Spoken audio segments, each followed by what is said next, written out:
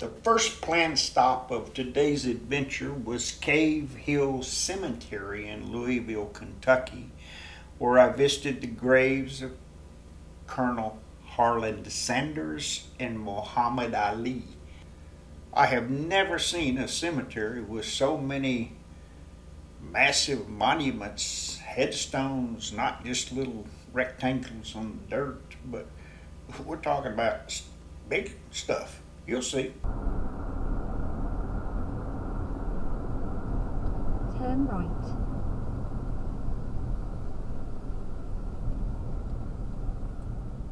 You have reached your destination.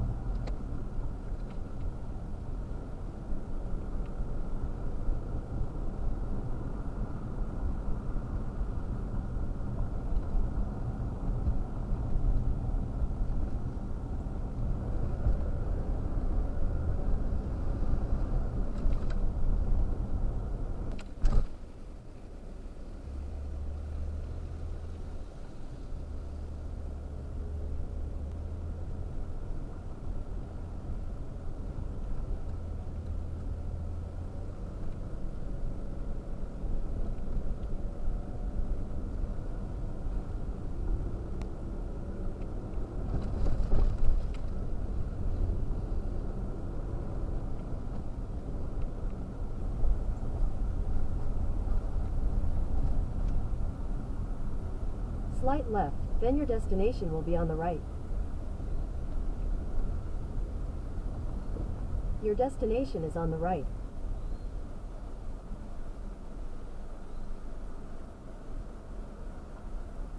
It took a lot of twists and turns through the cemetery, but I made it.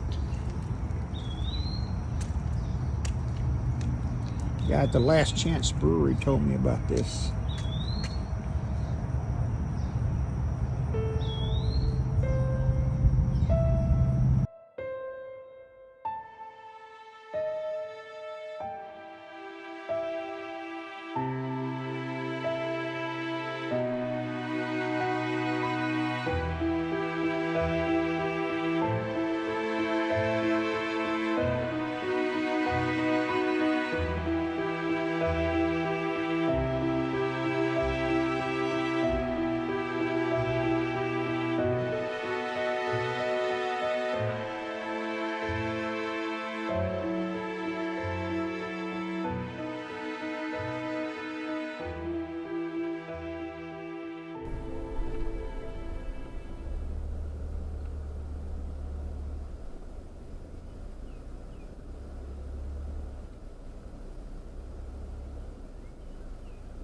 Your destination is on the right.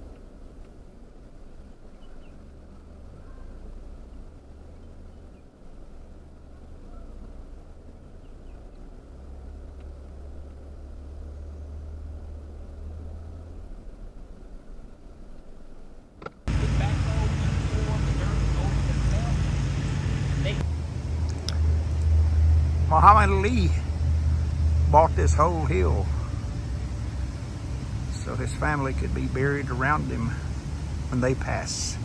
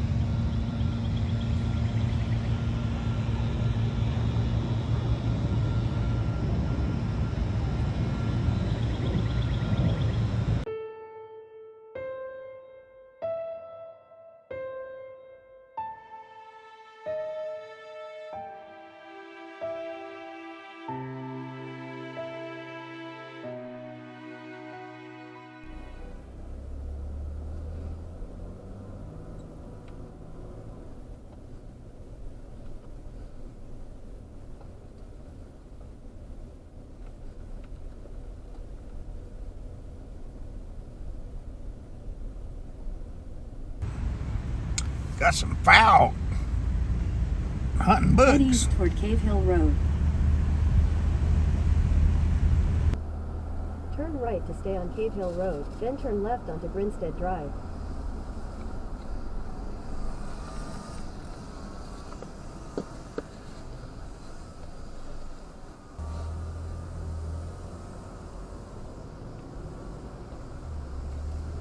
Turn left onto Grinstead Drive.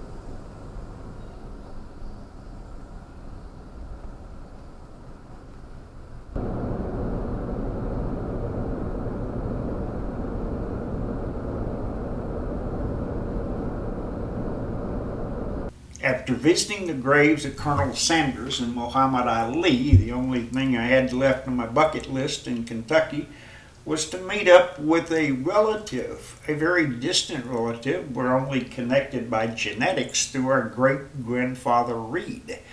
So that's where I'm heading. I'm heading down to her house to meet up. They've never met them before. I came across this sign, and immediately, you know me, I had to make a detour.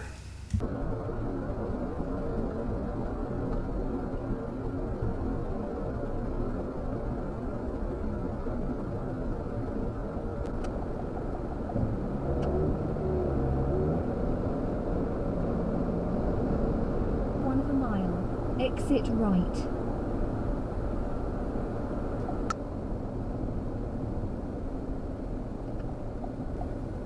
Turn left.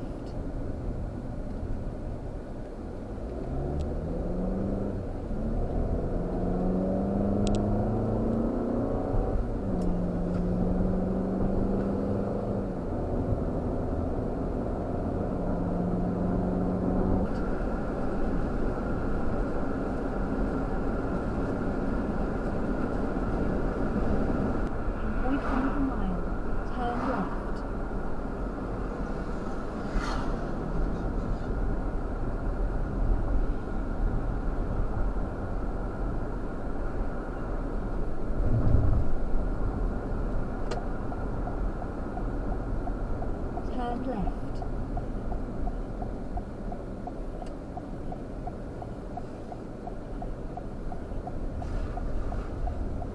You have reached your destination.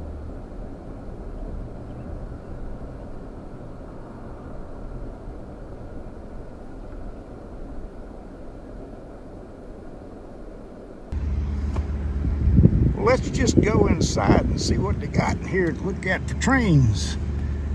Big goose to trains.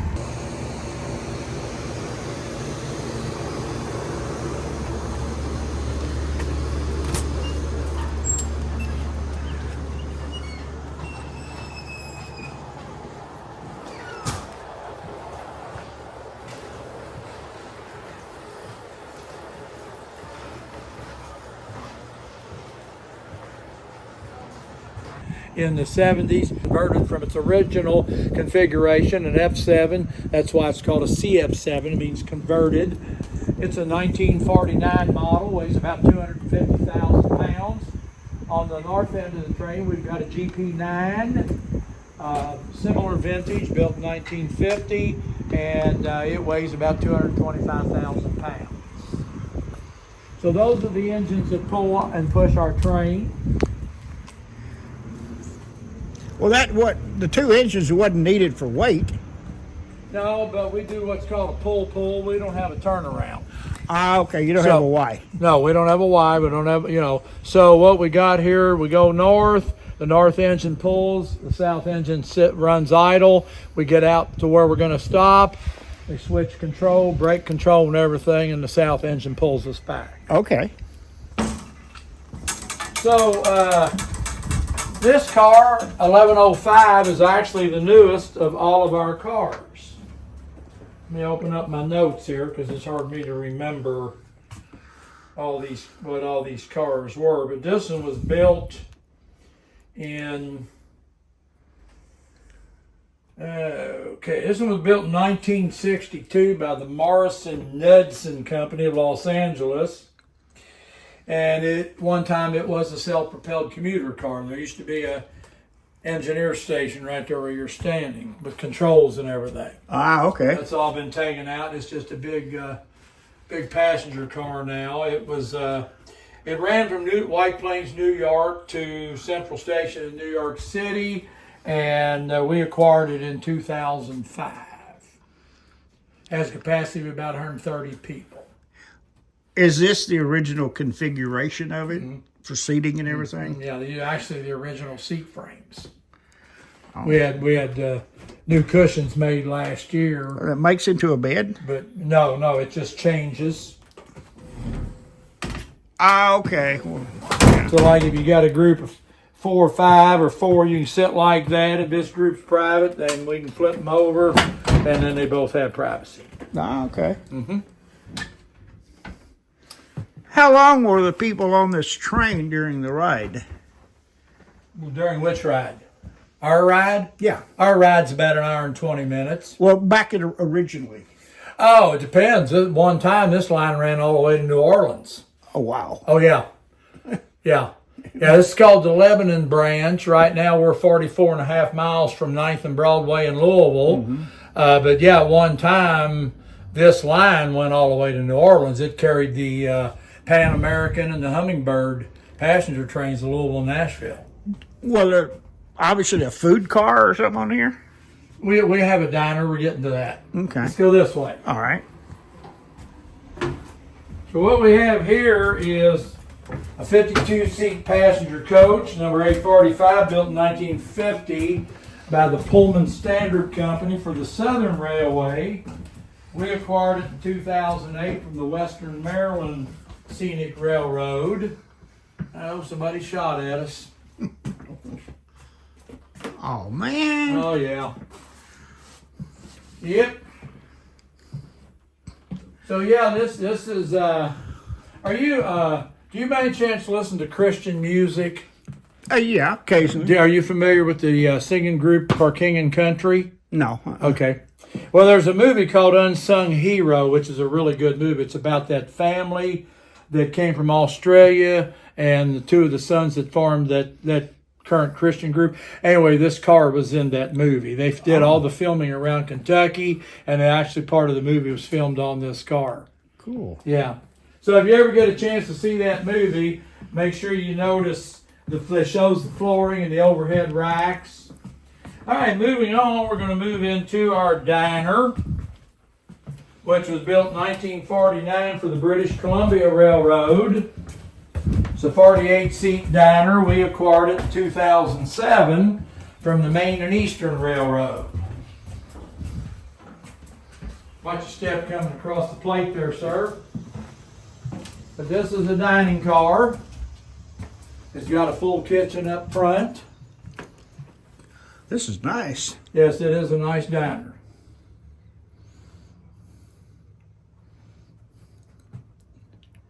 The kitchen's up there. Can we see the kitchen? Sure, we're going to go that way. I was telling the girl in the office I saw your sign on the freeway, and okay, that's something to see. Yeah, I'm glad you stopped by. I'm in the trains, planes, Planes, and automobiles. mines, caves, waterfalls. So this is the kitchen, obviously. Okay. Yeah, normally if we're going to do a dinner on it, we have the hotel there cater it. Put it on. Got freezer back there. Yep. Freezer. Yep.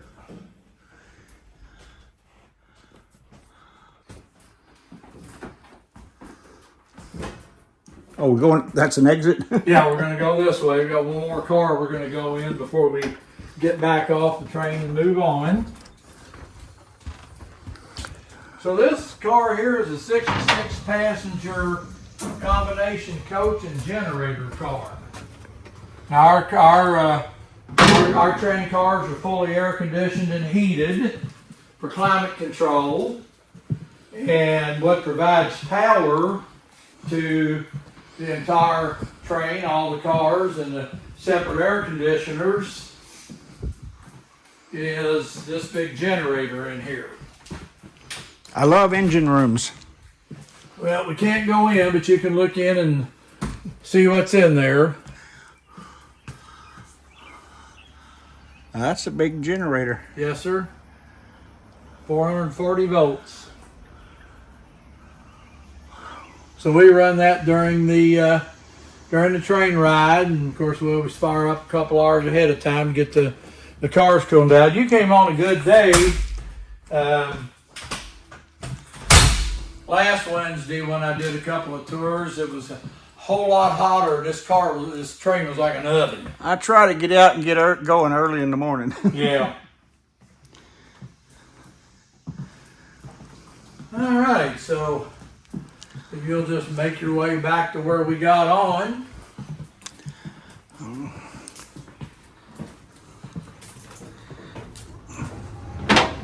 So you in an RV or? Oh, no. So you stay in hotels? Yep, I'm too old to mess with an RV. Huh? I said, I'm too old to mess with an RV. Oh yeah. I like comfort. Oh, we're what they call harvest host. Yeah, she was telling me about that. Where people come in here and we let them camp in our parking lot. That's very nice because a lot of places are not allowing that. Yep. I've watched a lot of RV videos on YouTube, and I thought, okay, well, that looks interesting, but nah, not me. Yeah.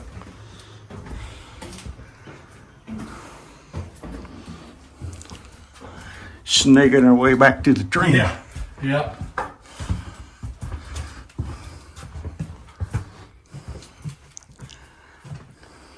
Car. European boxcar. Yes, sir. It's called known as the 40 and 8. I didn't understand that. Let's say it's known as the 40 and 8. And what that means is that it would carry 40 men or 8 mules or horses. Hopefully not all at the same time. Yeah. And as you can see, it has French on it. And what the 40 and 8 cars actually were was a gift from France after World War II as a means to show their appreciation for the United States helping France during World War II.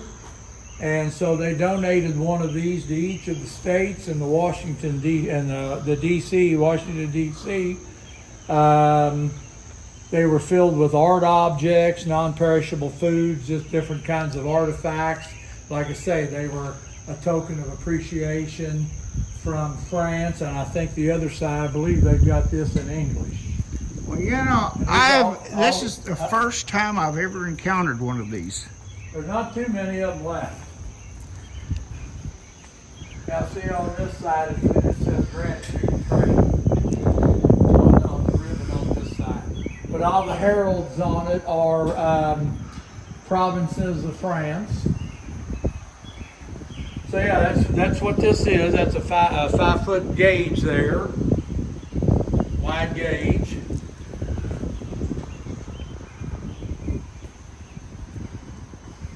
So we acquired this in 1958, and it's been refurbished a couple times. More recently, we were able to find all the archives and everything we needed to actually be able to return it to its original colors. That is awesome.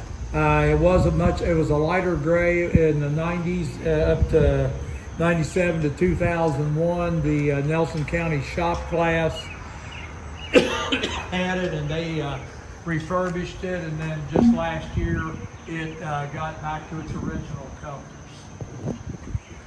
Now, I've only seen one other one, and that happened to be back in February. I was out in Phoenix with my wife visiting her sister, and they decided to go shopping, and I decided to go hunt out a railroad museum, and I found one in Scottsdale, pulled in, and they had the exact same car sitting there. really? Only other one I've ever seen. Like I said, there's probably not more, I don't know. I can't say an exact number, but there's not very many of them left. You said that was a 5-foot? I think that's 5 foot, yeah. It's wider than our standard I gauge, think- 4 foot 8.5. That's what I was thinking, 4 foot Yeah, 8. we're and a 4 half. foot 8.5. I believe that's 5 foot. You can trace that 4 foot 8 all the way back to the Roman Empire. Yep. And a lot of those European countries didn't all have the same gauge, and the train would go so far and they'd change gauge, they'd have to unload everything or everybody and put it on another train that had, you know, and finally, I think they're standardized over there now, but it was built by the Vulcan Iron Works in 1923. And we acquired it in, let's see, we got that in 19... So far? No, I'll just interrupt you along the way when I do. That's fine. You said we're going to the back shop? Yes, sir. We're going to go in the shop. We got some things in there I'm going to show you. And I do need to warn you that it is a working shop, so it's dirty and cluttered. And Sounds like I'll feel right at home in there.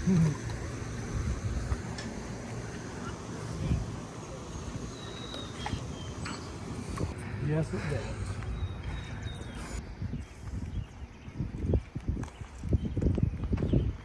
Trying to keep up with everything myself.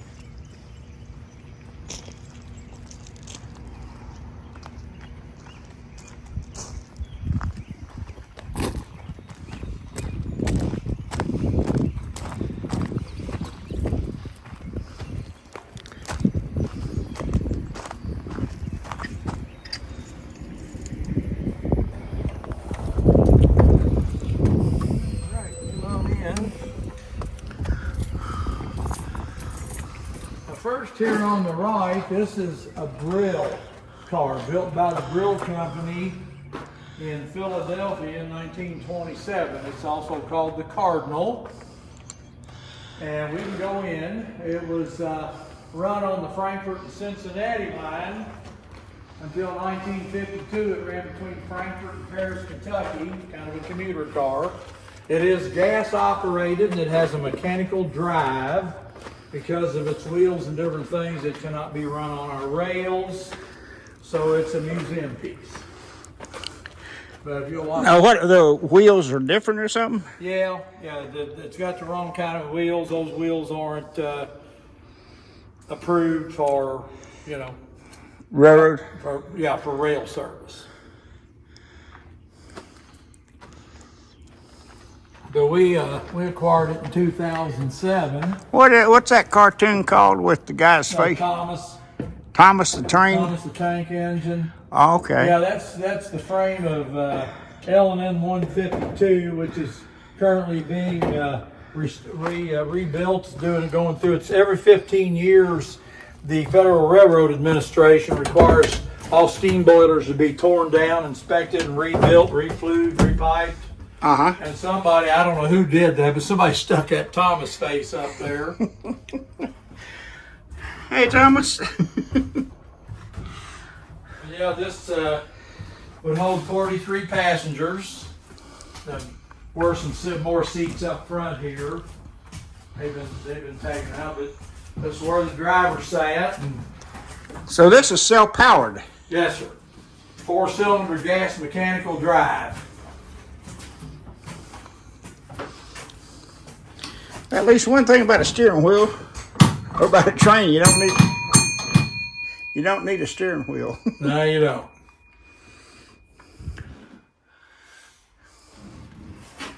So yeah, this rope ran all the way to the back, so the conductor could signal the driver and let him know when they were ready to take off. Okay. Yeah. Got a stove in here for heat in the winter Yeah, time. got a stove. No air conditioning.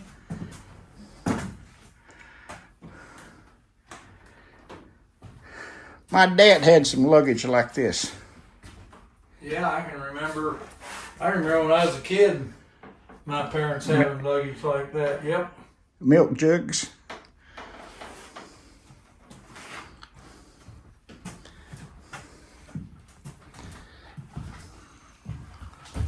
All right, watch your step coming down, please, sir. How cold does it get in this part of the world? Oh, not horribly cold. I mean, I'm gonna let you go first. I'm gonna pull this door closed. Be careful. Just watch your step. Take your time. Our average winters are 20s and 30s. But we do get some cold snaps where it'll get down 0 or below, but that's not real common. Right. Biggest thing about our winters is that it's gloomy all winter. Yeah. It's cloudy, cloudy, cloudy every day. Now this little gem right here under the covers is called a mule car right here. Uh-huh. Now this one was built in 1873 and it was used in Louisville by the Louisville Transit Company. And it was pulled by 2 horses or 2 mules. And by 1890, most of the street cars were electrified, so the mule cars kind of went out. It was obviously really hard work because they say that the lifespan of the 2 horses and the 2 mules was only about 2 years. Oh, man. So it must have been really Tough on them. tough on them, yeah. Yeah. This is a Amtrak diner we recently acquired. It's in the process of being restored inside. Needs some floor work. And we're going to go in this caboose. Watch your step coming through here, a little tight. But this is L&N Little Woody 559 that was the rolling home of a conductor from 1954 to 1967, a conductor named Johnny Coulter. So he bought the car, the caboose just lived in it. No, he bought it after he retired. Okay. And he put it on his farm in Danville, Kentucky, and then in 2013, the Kentucky Railway Museum get his estate. He passed away, and they contacted us to see if we were interested in it, and we bought it from them and moved it in here. But it's called the Little Woody because other than the frame, it is all wood. Are these what? Flares? Flares, yeah. Flares, okay. Yeah. So like I said, this is a full working back shop. Got a group of volunteers that come in on Saturdays and just do whatever. Whatever needs to be done. That is definitely wood. Yes, it is. Oh, there's the crow's nest up there. The cupola, yeah. What's an E6? Well, it's just the model. Okay. Yeah, it's just the model of it. It was built by the Electromotive Division, a division of the General Motors Corporation. This one was built in 1942 for the war effort. And remember me telling you that these lines did at one time go all the way to New Orleans? Right. Well, this train pulled the prestigious Pan American from Louisville to New Orleans, and it is the only L&N passenger diesel saved from being scrapped in the entire L&N line. Wow. So it was retired in 1968 and donated to the Kentucky Railway Museum.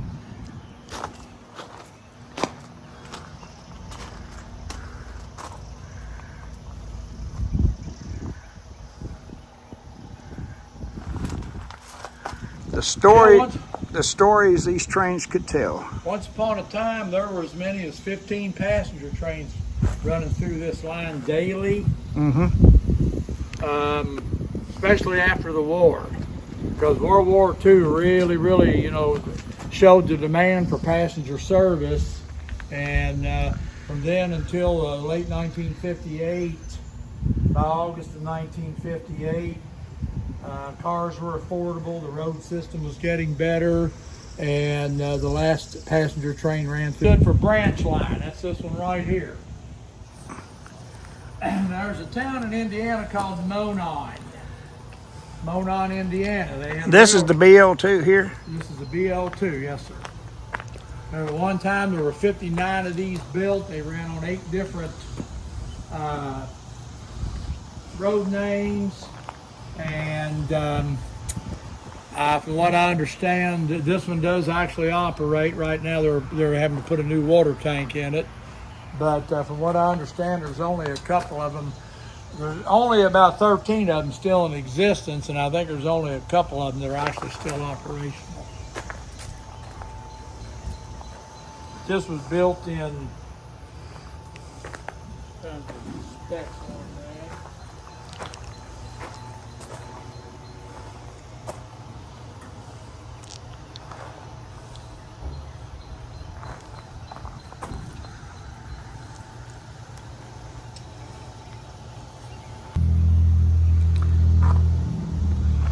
Methinks a little restoration's needed on this car.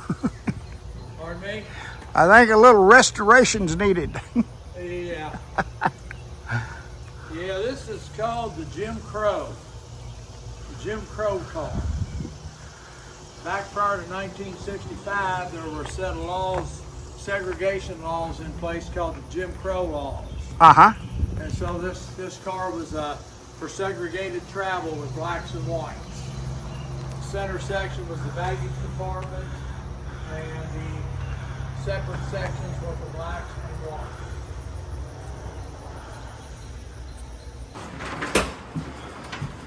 Signal lights are going to come on. There we go. There's a train coming. There's a train coming. So we had this big layout, the HO, which is currently running. And this was put together by several of our volunteers, parts and pieces actually. And then we got a lot of different artifacts and different things in here. And there's some pictures of the Railway Museum when it was down on River Road.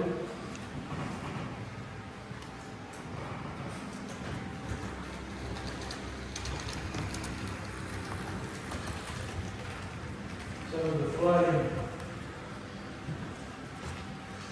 The Ohio River gets really ugly when it gets a lot of water poured into it.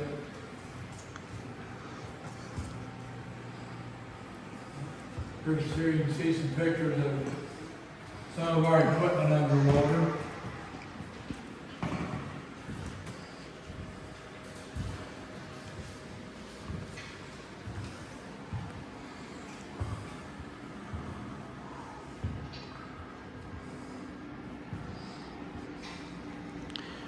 Museums are fascinating.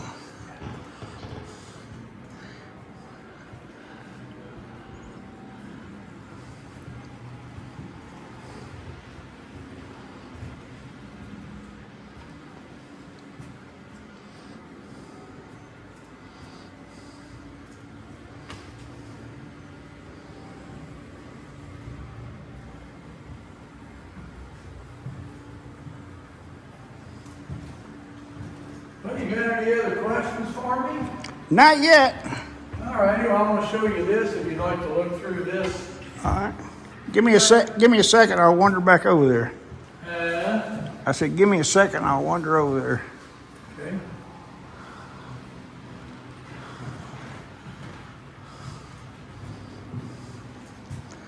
Man, a lot of work went into this. Oh, that one's running. Yeah. There's actually two of them running. There's one right here.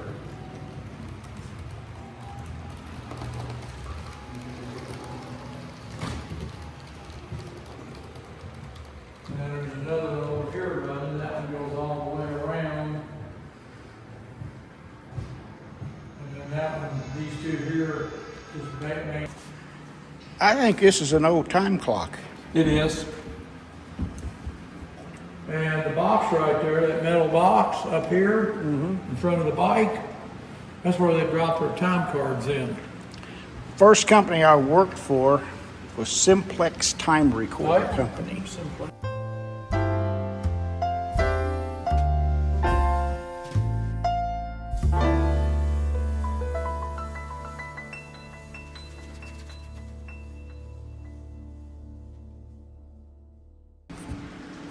This is a simulator as if you're the engineer.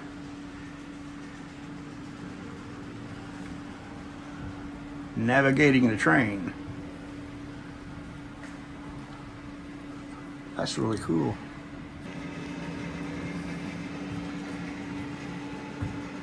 Laying track. Yeah.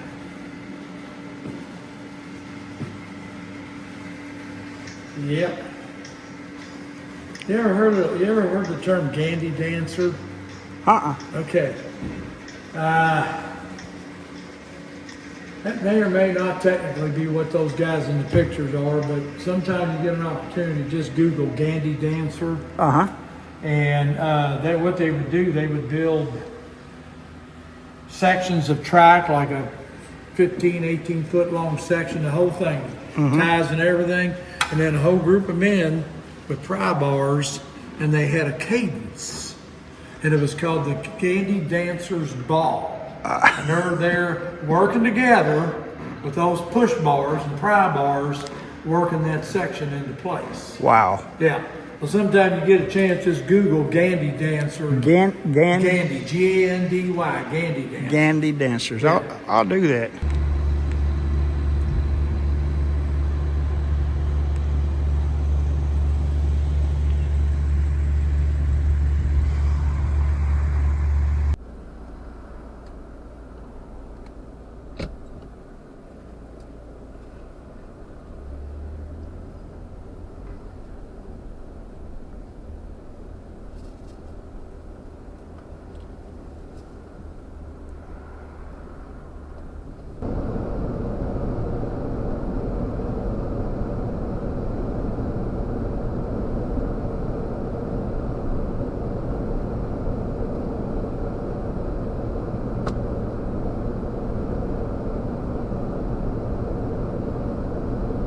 I had not seen a sign on the interstate, and I wondered what was the strange looking thing that I was seeing off to my left side of the road. So during editing, I did a screenshot of it and then searched Google Images and found out it is Discovery Park of America. I went to their website, discoveryparkofamerica.com, and looked at it, and it certainly looks like an interesting place I would have liked to visit. And if I'd have known it, I would have added it to my stops. I knew I was going to be crossing the bridge over the Mississippi River, but for some reason I thought I'd be crossing into Arkansas. But it turns out I'm crossing the river into Missouri.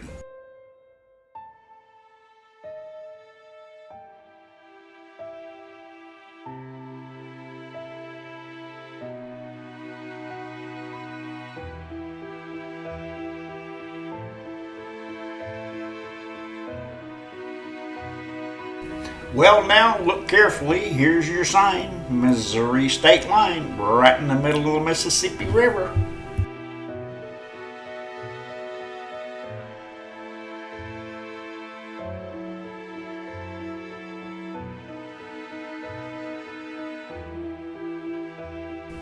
This old cowboy's about tuckered out. I can't wait to get these boots off, prop my feet up, and just relax without looking at a highway.